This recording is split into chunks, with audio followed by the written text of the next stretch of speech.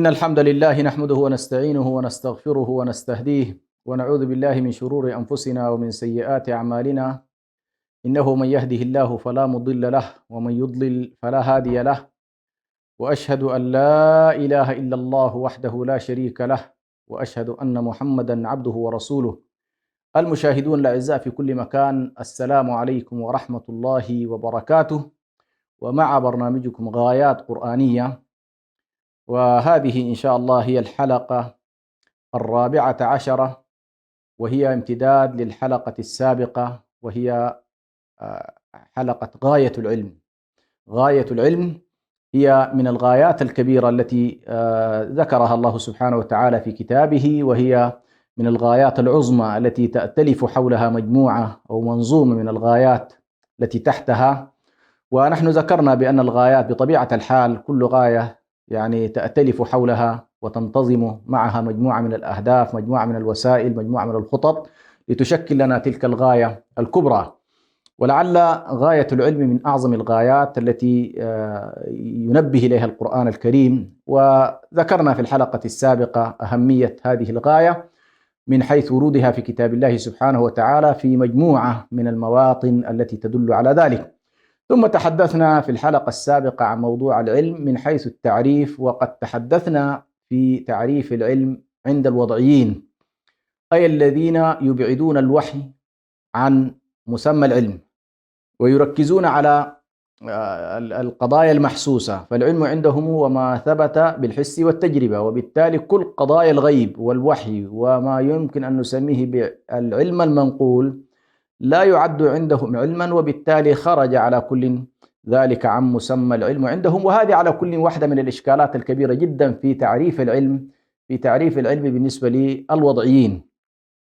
نأتي إن شاء الله في حلقة اليوم عن تعريف العلم بالنسبة للتصور الإسلامي، ولكن قبل أن ندخل في تعريفنا إن شاء الله أحب أن أنبه إلى أن المآخذ الكبيرة حول تعريف العلم في المنظور الوضعي، بغض النظر عن ما فيها من صواب وخطأ، وكونها تعطي علما يقينيا أو لا تعطي علما يقينيا، وهل هي علم فعلا في الحقيقة أم هي نوع من المعارف الإنسانية.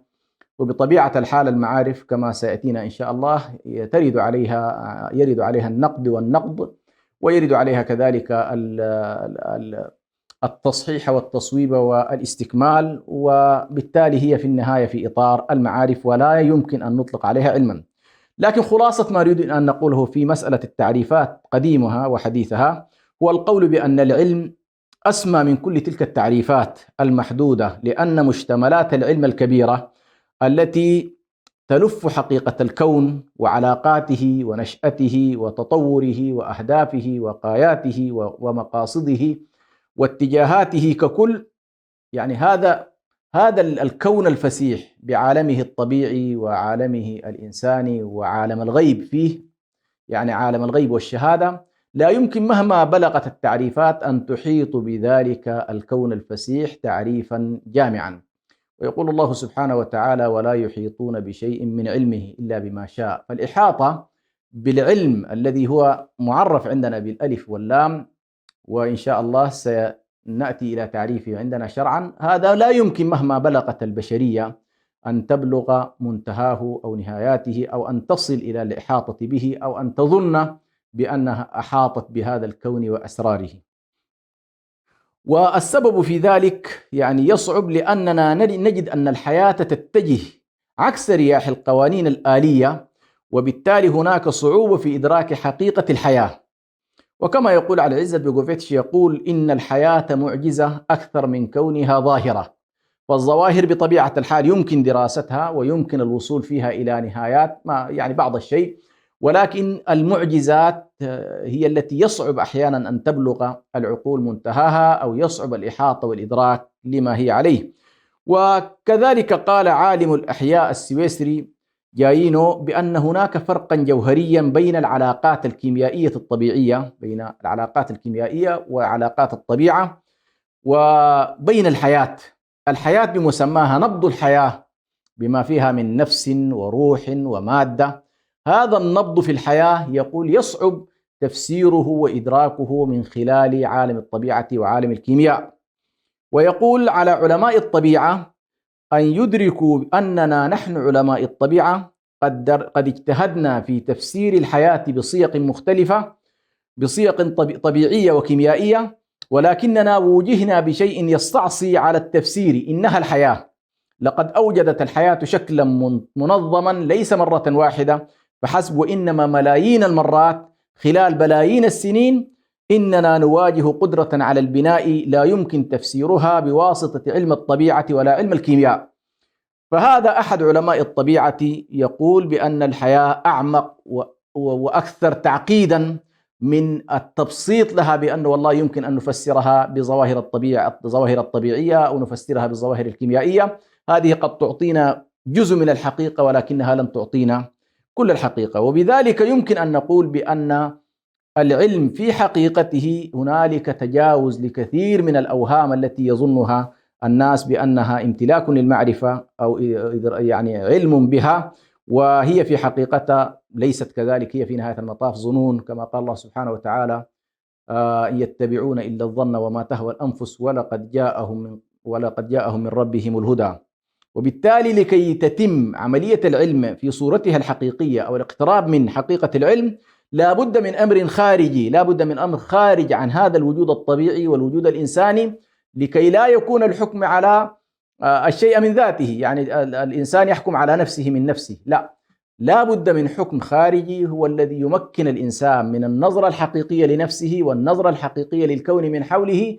وبالتالي هذا العلم الخارجي هو الذي نسميه نحن بالوحي المنزل من الله سبحانه وتعالى. وبالتالي نحن نقول بأن هذا الإنسان مهما بلغت قدراته وإمكاناته وبحوثه واكتشافاته، فإنه ما لم يستهدي بهدى الله سبحانه وتعالى يبقى علمه ناقصا، وتبقى اكتشافاته قابلة عموما للتطوير والنقد. وفي نهاية المطاف الإنسان بحاجة إلى هداية الله سبحانه وتعالى. لذا نحن باختصار شديد إذا أردنا أن نعرف ما هو العلم بالنسبة للإسلام أو حسب قراءتنا للتصور الإسلامي المنبعث من كتاب الله سبحانه وتعالى، فإن علماء الشريعة سواء علماء الأصول أو غيرهم علماء أصول الفقه يعرفون العلم بأنه المعرفة بحقيقة الأشياء وأدلتها، أي معرفة الحق بدليله. والحق بطبيعة الحال ليس أمرا يعني واحدا، يعني يمكن أن تكون في منظومة حقوق.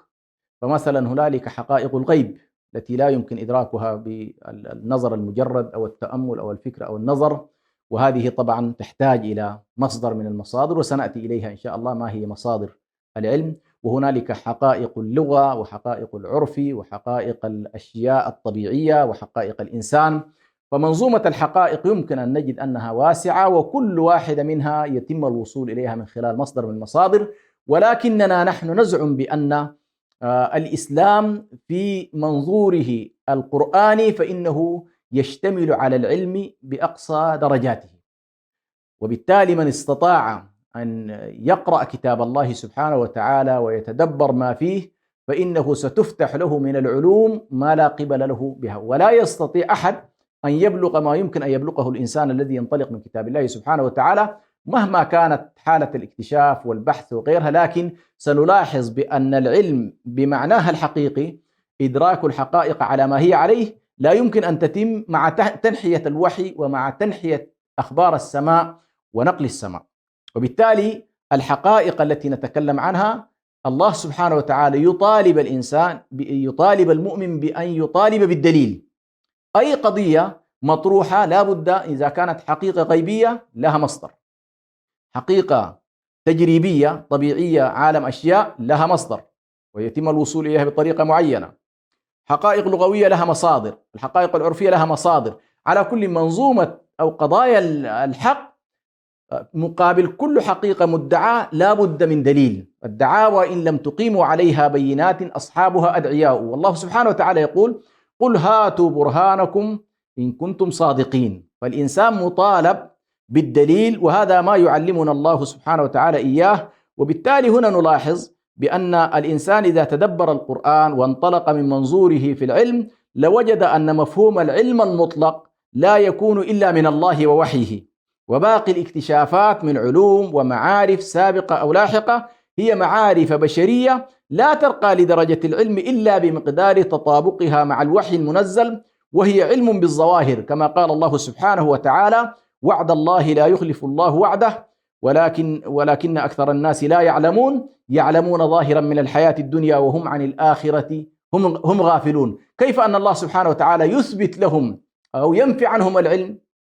عن أكثرهم ينفي العلم، ويثبت من وجه آخر قضية العلم، بمعنى أكثرهم لا يعلمون حقائق العلوم، وبعضهم أو جزء منهم يعلم أو العلم الذي يمتلكونه هو علم بظواهر الأشياء، وخاصة عندما نتجاوز قضية الكيف إلى موضوع الغايات التي والمقاصد التي نتطلع إليها من خلال العلوم، أو ما ينبغي أن تدلنا عليه قضية العلوم. ماذا نريد من هذا العلم؟ ليست القضية فقط أن يتم توصيف الحالة على ما هي عليه، ولكن كيف يمكن أيضا أن نرتقي بهذا العلم ونصل به إلى أن يتطور معنا إلى مفهوم الحقيقة الدالة على الحق.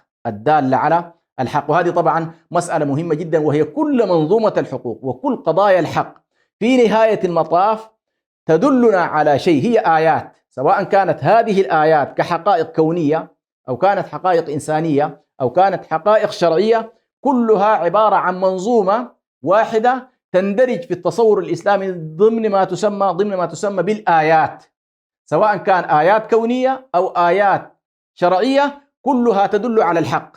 فإذا لم تدل الإنسان الآيات على الحق جل جلاله، هنا لا تسمى بالنسبة لنا علما. لماذا؟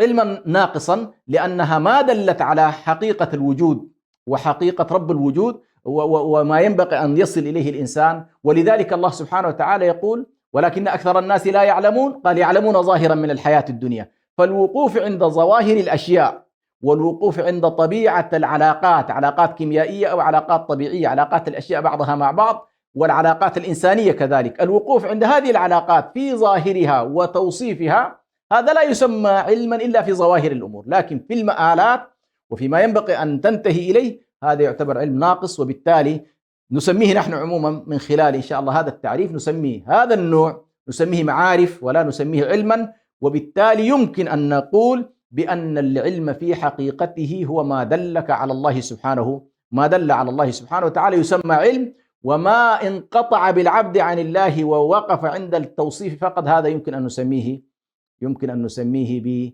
بالمعارف. نكتفي بهذا القدر ونخرج فاصل إن شاء الله ونعود بعد قليل، فلا تذهبوا بعيدا.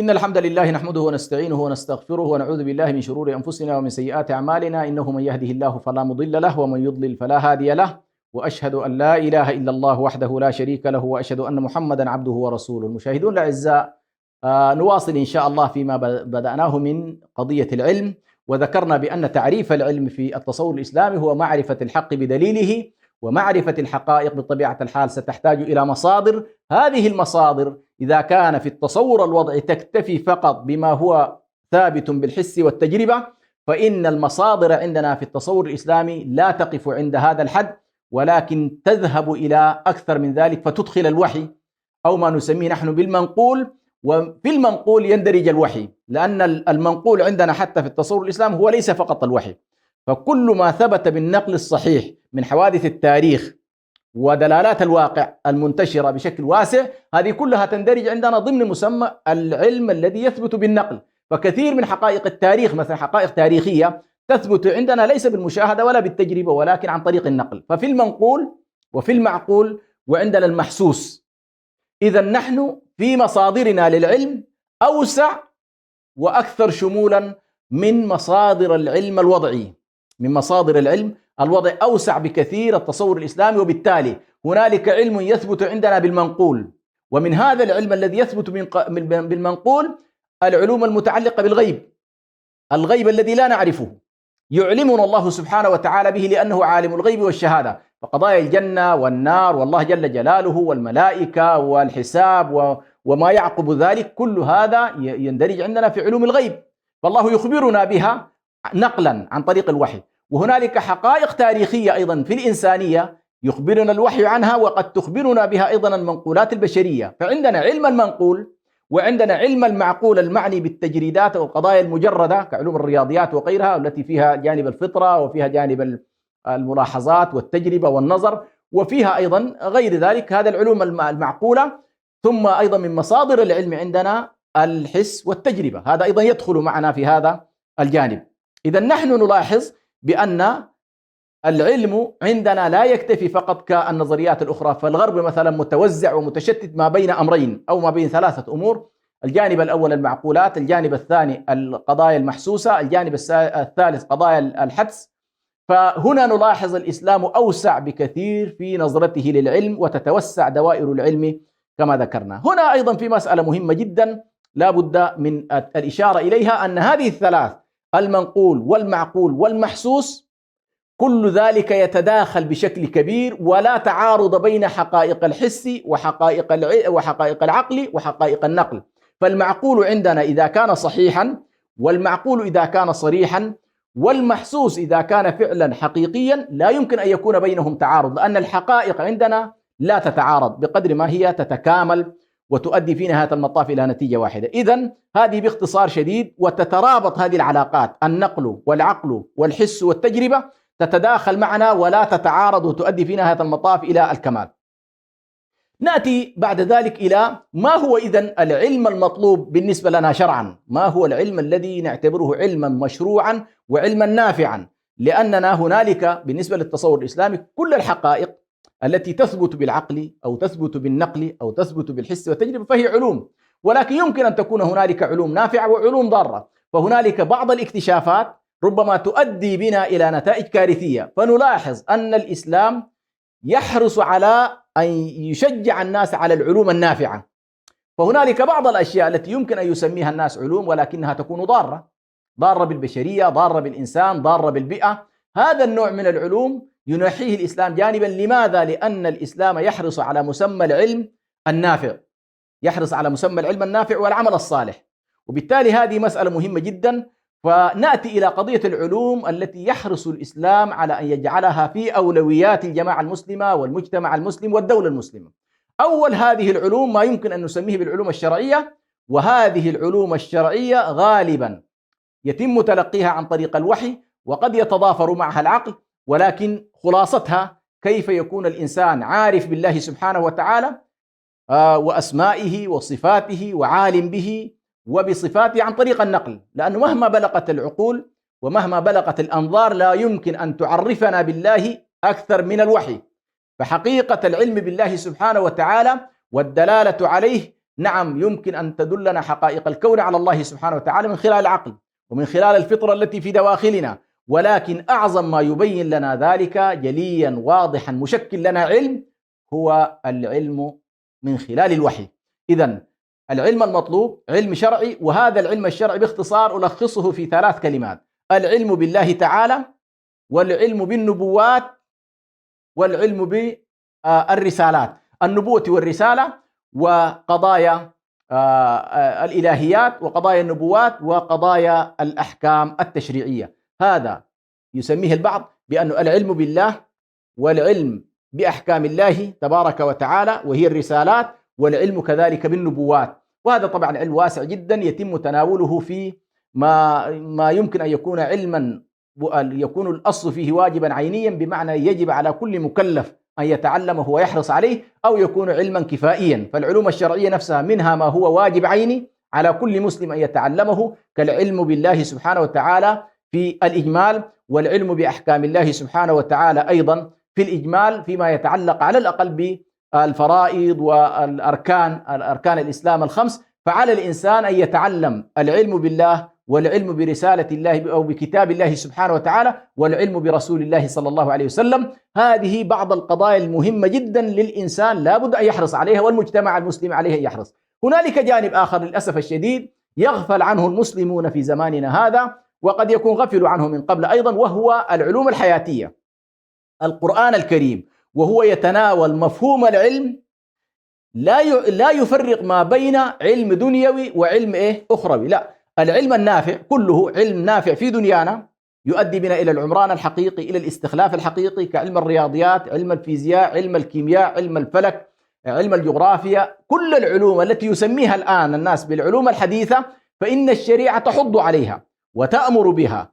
ولكن هنا نلاحظ بأن في الأحكام الشرعية هنالك واجبات عينية ربما تكون مساحتها واسعة جدا، كأحكام الصلاة مثلا، أي شخص مصلي لا بد أن يعلم أحكام الصلاة. ولكن هنا في الأحكام الدنيوية ليس بلازم أن يكون والله جميع الناس أطباء، ولا جميع الناس مثلا دارسين في الجغرافيا، ولا جميع الناس في الفيزياء، ولكن يجب على الأمة في كل مجال أن يكون عندها ما يكفيها. وهنا طبعا بطبيعة الحال عندما نقول الأحكام الدنيوية أو العلوم الدنيوية تندرج في أبواب العلوم الكفائية، هنالك مساحة منها بطبيعة الحال ستكون متعينة، لا بد أن يكون مثلا هنالك ما يكتفي بهما المجتمع في الطب، يكتفي بهما المجتمع في الرياضيات، وهكذا. لكن في مجملها هي علوم داخلة في دوائر الفروض الكفائية، والفروض الكفائية لا يسقط الإثم عن جميع الناس إلا بأن يقوموا بهذا الواجب على أتم وجه. وهنا نلاحظ تدخل معنا قضية اهتمام المجتمع بحركة البحوث العلمية، اهتمامهم بالجامعات، اهتمامهم بالمدارس، اهتمامهم كذلك بتنمية القدرات والاعتناء بأولي الألباب، الاعتناء بالأذكياء، اعتناء بالنوابغ. هذه المسألة على كل الأسف الشديد رجال المال عندنا والأعمال تجدهم لا يبالون بقضية المؤسسات التعليمية، وأن يوقفون لها وقفا معينا يمكن أن يساهم في نهضة الأمة وفي غايات العلم التي نسعى إليها. هذه المسألة الآن على كل من خلال هذه المنابر إن شاء الله نلفت الناس إليها. إذا كان العلم غاية من غايات القرآن الكريم فلا يمكن أن يهمله المجتمع ولا يبالي به، وتكون آخر الأولويات عند رجال الأعمال والمال. يمكن للإنسان أن يوقف مثلا وقفا لمسجد أو للفقراء أو للمساكين، لكن لا ننهض بالمجتمع علميا، وهذه إشكالية كبيرة جدا. وربما نلاحظ الفارق الهائل بين المجتمعات المتطورة الآن التي يعني وصلت إلى مستويات متقدمة، ونحن عال عليها في مأكلنا وفي مشربنا وفي ملبسنا وفي أيضا احتياجاتنا الصحية والطبية. هذه إشكالية كبيرة جدا، ولعل ظاهرة كورونا اكتشفنا من خلالها إلى أي مدى هذه الأمة عالة على غيرها حتى في المجالات الضرورية في موضوع الصحة. الكل الآن مثلا ينتظر أن تأتيه الأدوية من الخارج، وليست هنالك مراكز بحثية طبية علمية أسهمنا في بنائها وأنفقنا عليها الأموال حتى نستطيع أن نستغني عن الآخرين. على كل هذه من الأشياء إن شاء الله المهمة جدا التي لا بد من الالتفات إليه. إذا نحن قسمنا العلم الآن إلى علم شرعي وله أقسام، علم العقيدة، علم الفقه، علم الحديث، علم كذا، كلها على كل لها تفصيلات، وعلم الحياة التي تساهم معنا في موضوع الحياة، الاستخلاف في الأرض، عمران الأرض، والحياة كلها تقوم على الجانب الأول وهو التعبد لله. علم الشريعة يعتني بذلك. الأمر الثاني عمران الأرض والاستخلاف فيها. العلوم الحياتية تتعلق بذلك، وبالتالي في مفهوم العلم لا نحاول أن نفرق بين علم ديني وآخر دنيوي، بقدر ما ننظر إلى المسألة من زاوية هل هو علم نافع ولا ليس نافع. إن كان نافعا فهو ممدوح ومأمور به وتحث الشريعة عليه وتعده غاية من الغايات. إن كان مذموما فإنه بطبيعة الحال تأمر الشريعة الابتعاد عنه وعدم اللجوء إليه. خلاصة القول نخلص إن شاء الله في النهاية إلى جملة من الملاحظات حتى نلخص إن شاء الله الحلقة الأولى والثانية.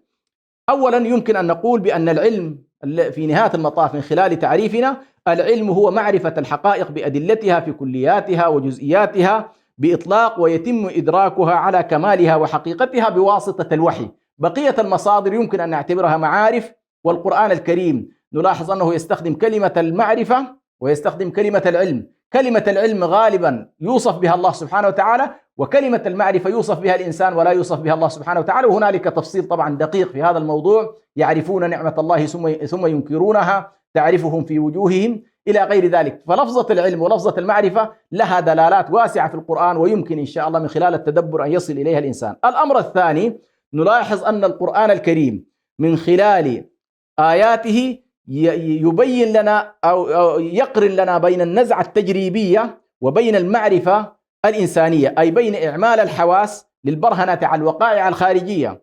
ذلك أن الله سبحانه وتعالى يحضنا على التدبر والتفكر والتعقل والنظر، ويقول الله سبحانه وتعالى: أفلا ينظرون إلى الإبل كيف خلقت، وإلى السماء كيف رفعت، وإلى الجبال كيف نصبت، وإلى الأرض كيف سطحت، ليبين لنا سنريهم آياتنا في الآفاق وفي أنفسهم حتى يتبين لهم أنه الحق. ثالثا، أيضا العلم بما هو وحي منزل من الله سبحانه وتعالى في التصور الإسلامي هو علم محايد وعلم موضوعي وليست له ميولات معينة، وبالتالي هو للبشرية جميعا، مؤمنهم وكافرهم، من آمن بالوحي ومن لم يؤمن، فهدايات الوحي متاحة للناس جميعا، هدى للناس وهدى للمتقين وهدى للمؤمنين، فالهدايات القرآنية متاحة لجميع الناس. رابعا، نلاحظ أن العلم في القرآن الكريم علم توحيدي لا يؤمن بالتجزؤ والتناقض، فلا يمكن العلم الدنيوي أن يكون ضد العلم الشرعي، ولا يمكن لعلم الوحي والنقل أن يكون ضد المعقول، ولا يمكن المنقول والمعقول أن يكون ضد التجارب. فما دام أنه علم فهو في نهاية المطاف تعامل مع الحقائق، والحقائق لا تتعارض ولا تتناقض، وبالتالي هنا يعيش الإنسان نوع من الاستقرار النفسي ولا يعيش تعارضا، كما قال الله سبحانه وتعالى: أفلا يتدبرون القرآن ولو كان من عند غير الله لوجدوا فيه اختلافا كثيرا. أيضا العلم عندنا في التصور الإسلامي لا يكتفي بالتوصيف والتقرير والإخبار فقط، ولكنه يذهب بالناس إلى المآلات والنهايات، ويذهب بالناس كذلك إلى ما يمكن أن نسميه بأخلاقية العلم.